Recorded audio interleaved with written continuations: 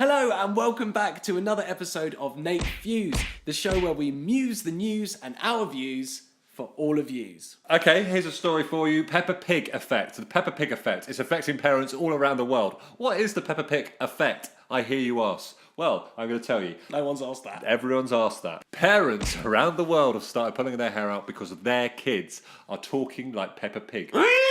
Peppa Pig has got a plummy British accent, and some kids have adopted that plummy British accent. Again, that might not be that bad, but after every sentence, they're snorting. Imagine that. I don't want my child imitating a barn animal when we're having dinner with Grandma. Would you mind passing those peas? To be honest, Grandma's probably imitating a barn animal in other ways at the dinner table. Woo! Granny! Granny don't smell good.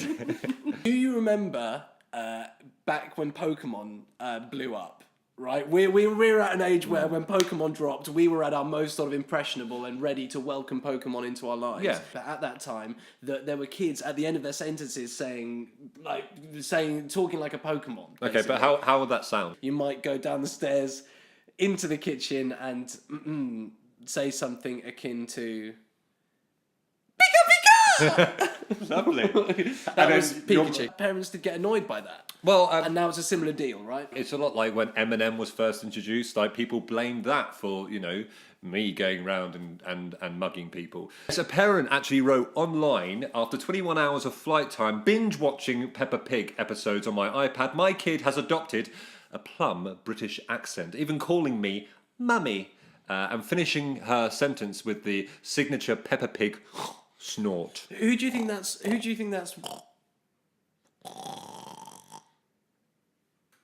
You're right. It does get annoying. It does. Great Sunday, doesn't it? Rub-a-dub-dub.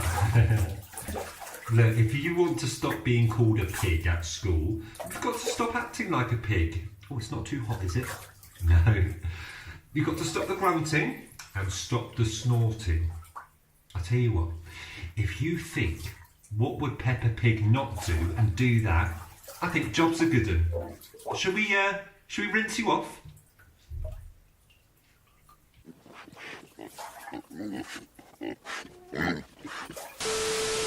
Do you think this is a bigger problem for the posh kids or for the... For the what? For the what? Yeah. I'm sure that, a child, 20 years on, the child's sat down and gone in for a job interview, and they're like, so what makes you perfect for being a computer analyst? Oh, well, I actually done my gap year in right in Sorry, the what was middle of that? the city. I nothing, sorry. My gap year was spent in the city, and I spent a little bit of time in the offices of Canary Wharf. Wait a minute.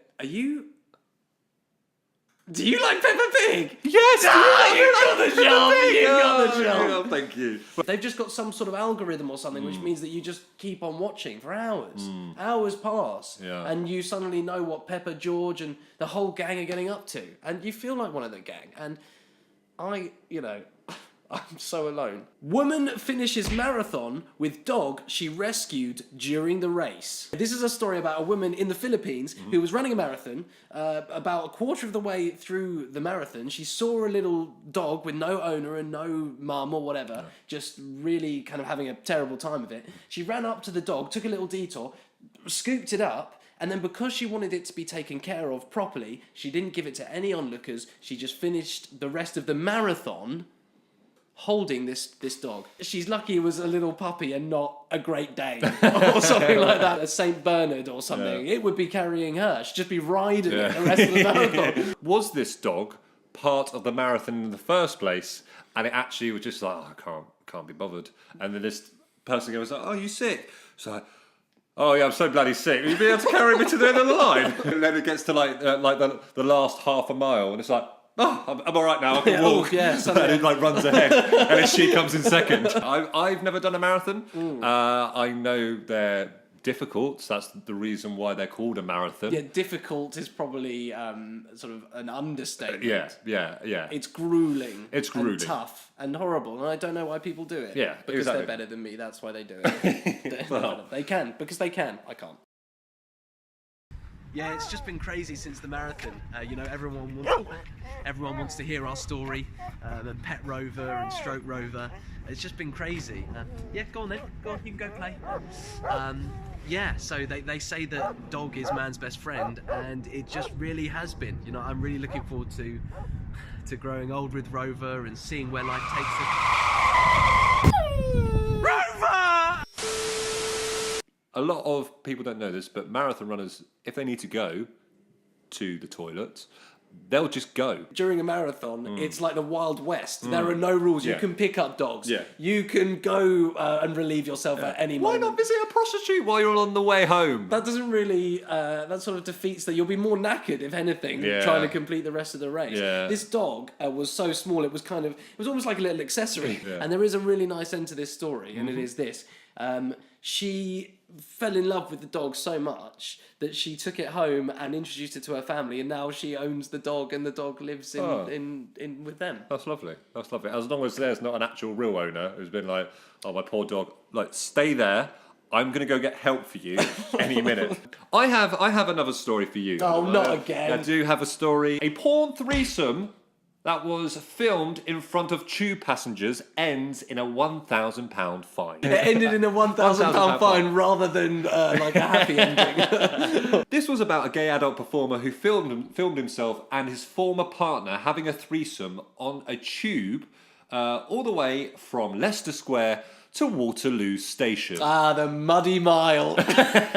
It would be quite shocking, wouldn't it? Or maybe you like that. Maybe you do.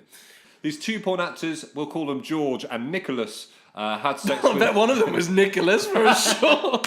£1,000 each, just for like the best thrill of your life. I say go for it. This is the start of something. Well, maybe, but if you are looking for that, like, you know, a tube wouldn't be the most public place. You know, probably a train station. Tickets, please. In a minute. Brings a whole new thing to Please Mind the Gap, really, doesn't it? Please mind the gap. Ugh, I wouldn't mind the gap. Just got to think of something funny to say about this. Okay, Adam, think of something funny to say.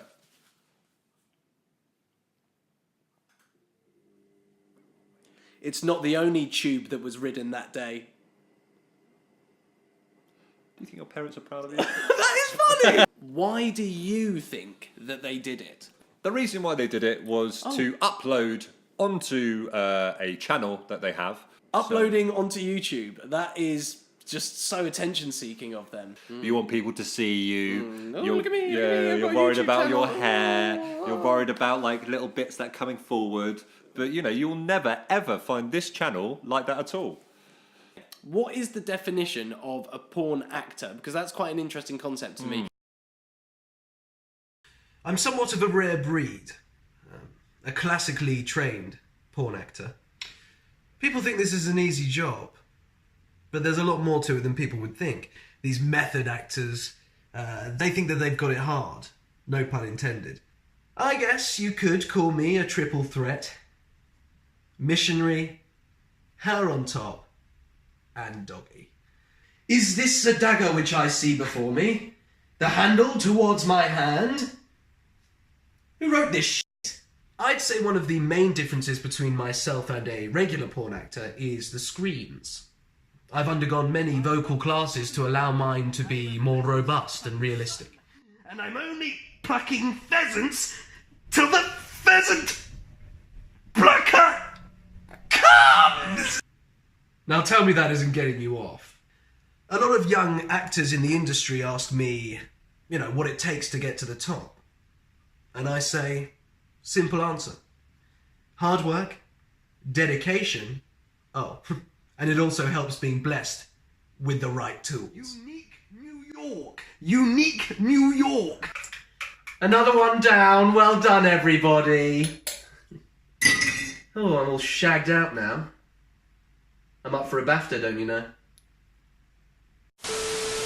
If you are going to find that kind of stuff, then maybe also find public displays of affection. Not like loads. If you're kissing like quite deeply, then you know maybe you have to put like a tenner. Hug is 50p. Yeah, where do you draw the line though? Because, you know, it's a free country. A look is 20p. That's no one's- what I want, Adam. You want what? A place where no one is touching or looking at each other? Yeah. Thank you very much for watching episode 9 of Nake Fews. Next week's episode 10, so it's our last in the series, so make sure you catch that. Obviously, click like, click subscribe, and then maybe leave a comment down below. Thank you very much for watching. See you next week. Goodbye. Bye. I was Branna's body double for As You Like It.